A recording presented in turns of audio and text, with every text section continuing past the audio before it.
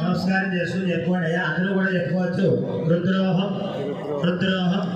రుద్రోహం త్వకు అస్తి గతై సర్వ పాపై ప్రముచ్యతే సర్వ భూతేషు అపరాజితో భవతి తతో భూత ప్రేత పిశాచ బద్ధ బ్రహ్మరాక్షస శాకిని ఢాకిని సర్వ ఆపద తస్కరాది జ్వరాది ఉపద్రవాది ఉపఘాతాః సర్వే జ్వలంతం పశ్యంతు మాం రక్షन्तు మమ కుటుంబానాం సహ కుటుంబానాం సర్వేషాం భక్త జనానాం